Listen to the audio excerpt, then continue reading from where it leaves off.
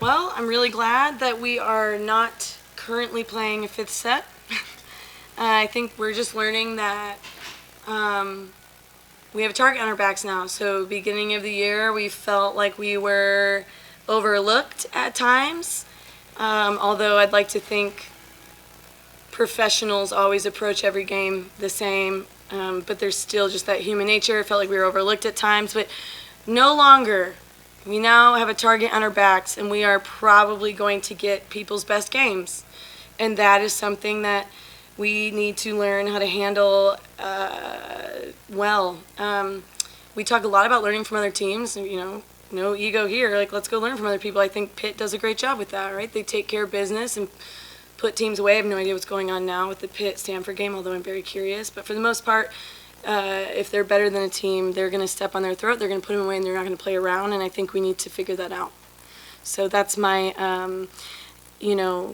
feedback as far as that. And then I am proud. Look, this one has now strung together multiple really good matches. She was a complete baller against Stanford. Maybe it's the Pac-12 connection. I don't know. So complete baller against Stanford. Baller here led the whole match in kills, and I thought pulled herself out of a passing hole. Obviously not seeing the passing numbers here right now. A little concerned that Cal outblocked us. I think that goes with, the engagement and just learning how to swing at hands. And so we did some things well. I think we had a lot of, as a team, we did not play great, but we had some great individual performances. And then honestly, we've got some players that we need to go take a look at this match and go, hey, we got to be better there. So, but it's a team sport. So. Hit up 2-0 leading set. The top 16 from the selection committee came out during the match. Had you guys at number 7. I addressed that with Jams on the post-game Cool. show. Maybe a little better than you had hoped for. Yeah, that's really cool. I think this group is going to be credited as the group that really, and I've told them this once in the locker room, like, you'll always remember that first group that went and did it and, like, put SMU in volleyball, at least in some ways, into the national spotlight, and now people are talking about it, and wow, can they field a good program and stuff like that. And that's no disrespect to the teams of the past. We honored one of the Hall of Fame, Avery Acker, today, and Lisa Seifert did an incredible job just building this program. Like, I have a lot of just respect for her. This group took that baton that was handed over so well with so much care and dedication, and they really sprinted with it. And to be number 7, I think, is really cool. You mentioned going from being the hunter to the hunted, kind of. Have you kind of felt that increase throughout the season, with the Nebraska, the Baylor, those ranked wins, or was it really maybe with this kind of shift with the Pitt? I think we felt it when LMU did water showers after beating us. Yeah. So, and they're a good team, so they should be proud of the win. I think it's cool when teams are celebrating after beating you, but that's probably when it started. I agree. What's that been like for you guys on the court to see that shift and to really feel like everybody's really coming after you guys a little bit? Yeah, I think we still are needing to figure that out, as you might have seen, like the beginning of the whole first set.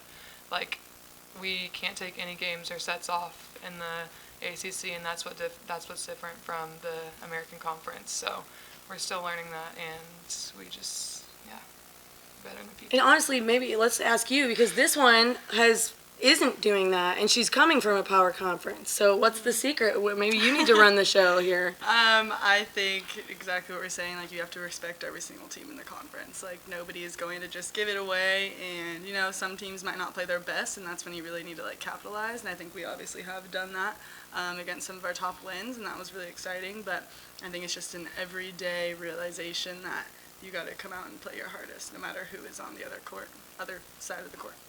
Yeah. My coach addressed it on Terry Pettit's podcast this week that you have really risen your game since you've arrived here. You were a good player at Colorado, maybe a great player here at SMU. What were some of those keys to get you to where you are right now? Yeah, definitely. I think the biggest thing was I just came in with the mindset of last year. Let's go ball out and have fun.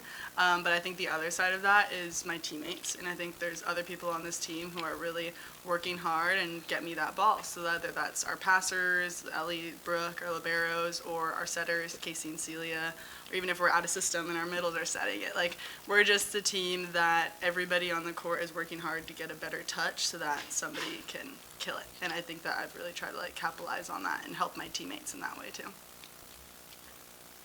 Coach, you talked after the Stanford match about the offense and some of the struggles you guys had. What did you see today in kind of getting some of that sorted out?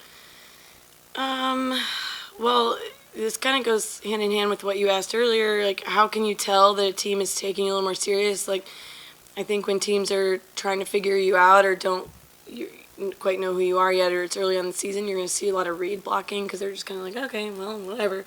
And now it's like, man, they're scheming to Nat Foster. They have a clear plan, right? That clearly they've worked on something like that, and maybe they're scheming to Naya, who did not have her best night tonight, type deal. So that to me is a easy marker of they are really putting a lot into the game plan.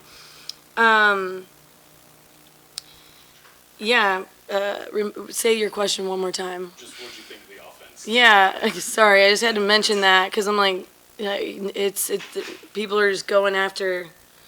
They're doing some good things. So good job to Cal. I thought they did some good defensive things tonight.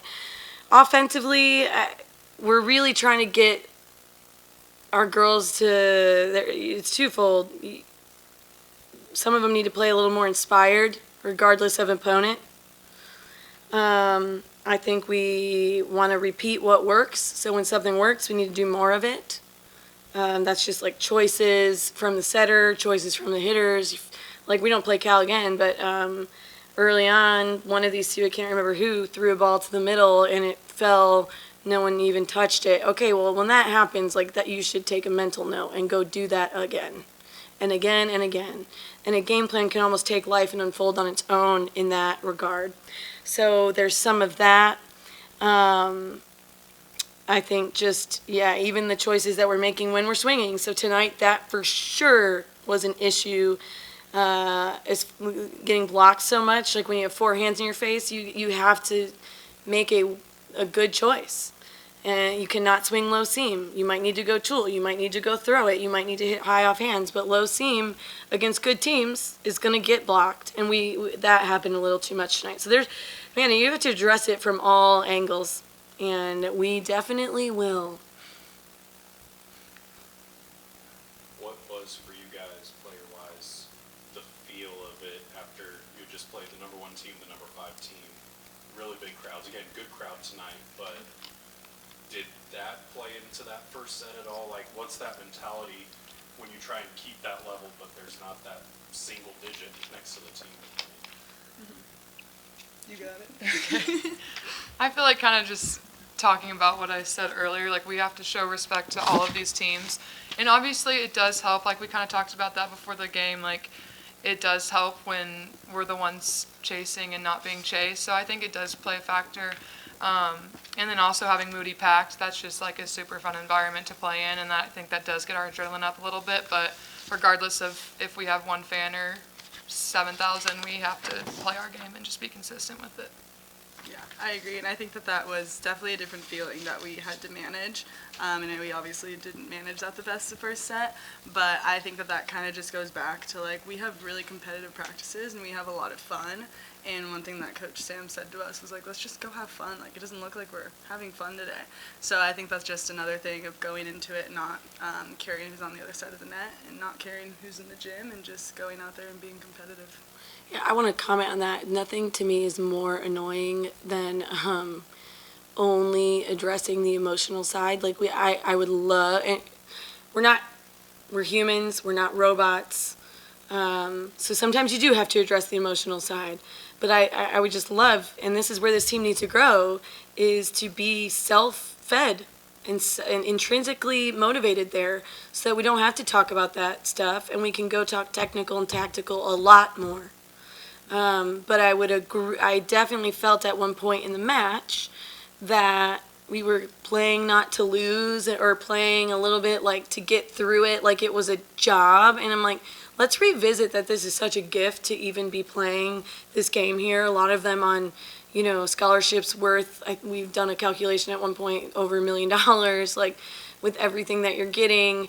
It's Dig Pink Night, man, we're trying to honor some people, like, and that is part of it as well. And so, when you are caught inside your own mind, the best thing you can do if you're feeling down, if you have anxiety, if you don't feel like you're playing well, whatever you name the calamity, is to give to other people. Stop thinking about yourself and get out of yourself and give to your teammates. And see if that can just get your mind on track. We did talk about that. I'm not saying that's a bad thing, but it is kind of annoying. I hate when players are like, let's just only have fun. I'm like, let's talk about who we want to go block. Like, let's talk a little tactical too. So tonight it was a little bit of both.